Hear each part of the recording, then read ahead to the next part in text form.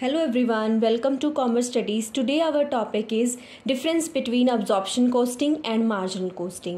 Guys, इस video को start करने से पहले अगर अभी तक आपने चैनल को सब्सक्राइब नहीं किया है तो चैनल को सब्सक्राइब कर लीजिए और उसके साथ जो बेल आइकन बना हुआ है उसे प्रेस कर लीजिए ताकि वीडियो की सारी नोटिफिकेशन आपको मिलती रहे।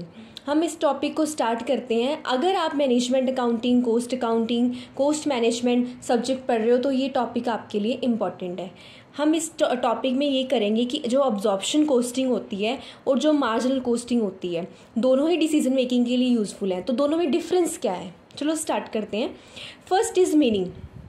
ये जो अब्जॉर्प्शन कोस्टिंग है इसमें मैंने लिखा है कि it is costing system in which the fixed cost and variable cost are included. देखो, जो अब्जॉर्प्शन कोस्टिंग होती है मैं आपको सिंपल टर्म में बताऊं तो अब्जॉर्प्शन कोस्टिंग में हम वेरिएबल कोस्ट और फिक्स्ड कोस्ट दोनों लेके उसके बेसिस पे डिसीजन लेते हैं, फिक्स्ड कोस्ट को और वेरिएबल कोस्ट को। लेकिन जो हमारी मार्जिनल कोस्टिंग होती है, मार्जिनल कोस्टिंग में हम क्या करते हैं, ओनली वेरिएबल कोस्ट को लेके हम सारे डिसीजंस लेते हैं। देखो, ऐसे इसकी डेफिनेशन बनी कि it is a costing system in which the fixed cost and variable cost are included for the settlement of total cost but in the marginal costing only variable cost is considered. Next is decision making. Decision making क्या है कि ये external decision लेने के लिए जैसे external person इसे use करते हैं, जैसे गवर्नमेंट होगी या फिर कोई बाहर वाले कोई पर्सन हो गए, इन्वेस्टर्स हो गए, तो वो उसे यूज़ करते हैं।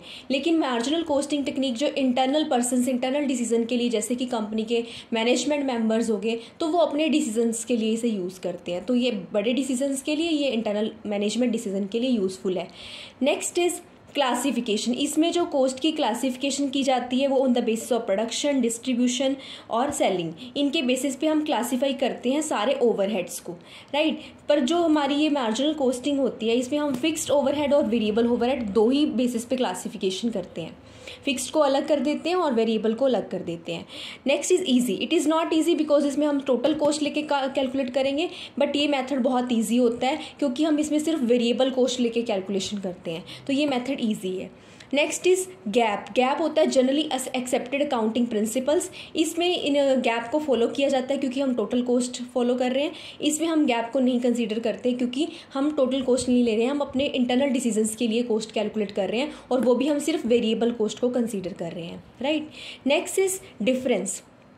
डिफरेंस मीन्स यहाँ पे सेल्स में से अगर कोस्ट को हम माइनस कर दें, कोस्ट मीन्स अब्जॉर्प्शन कोस्ट को अगर माइनस कर दें तो हमारे पास कौन सी कोस्ट क्या चीज़ आएगी, प्रॉफिट आ जाएगा। अगर सेल में से हम कोस्ट माइनस करते हैं तो हमारे पास प्रॉफिट आता है। और दूसरी सिचुएशन में, मार्जिनल कोस्ट की सिचुएशन में, अगर सेल्स में से सिर्फ वेरिएबल कोस्ट माइनस करें तो हमारे पास क्या आ जाता है, कॉन्ट्रीब्यूशन आ जाता है, राइट। तो sales minus variable cost contribution, but इसके केस में हमें प्रॉफिट पता चल जाता है, राइट।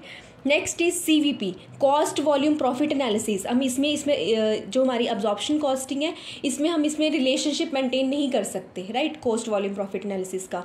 लेकिन जो हमारी ये मार्जिनल कोस्टिंग है इसमें इस तरह का रिलेशनशिप मेंटेन किया जा सकता है कॉस्ट वॉल्यूम प्रॉफिट एनालिसिस का, क्योंकि हम इसमें वेरिएबल कॉस्ट को कंसीडर करते हैं तो इनमें हम रिलेशन को मेजर कर सकते हैं, right. Next is overhead. Overhead की क्लासिफिकेशन, हम ओवरहेड को डिस्ट्रीब्यूट करते हैं। इसमें देखो, फिक्स्ड ओवरहेड है तो वो हम अलग अलग प्रोडक्ट में डिस्ट्रीब्यूट करेंगे, पर हमारे पास कोई सूटेबल बेसिस ना होने की वजह से हमारी अंडर या ओवर अब्जॉर्प्शन हो जाती है, राइट। बट इसके केस में सिर्फ आप वेरिएबल कॉस्ट ही लोगे, किसी फिक्स्ड खर्चे को आप डालोगे ही नहीं किसी प्रोडक्ट में, तो इसमें ओवर और अंडर अब्जॉर्प्शन की प्रॉब्लम जो है वो, अपोर्शनमेंट की प्रॉब्लम जो है वो नहीं आती, राइट। Next is classification.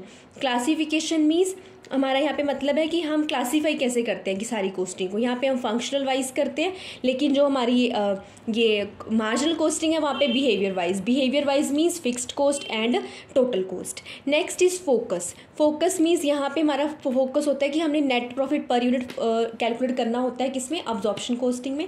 लेकिन जो हमारी ये मार्जिनल कोस्टिंग है वहाँ पे हम कंट्रीब्यूशन कैलकुलेट करते हैं, तो कंट्रीब्यूशन पे हमारा फोकस होता है, राइट। इसमें नेट प्रॉफिट पे, इस पे कंट्रीब्यूशन पे। तो ये थे 10 major difference between the absorption costing and marginal costing.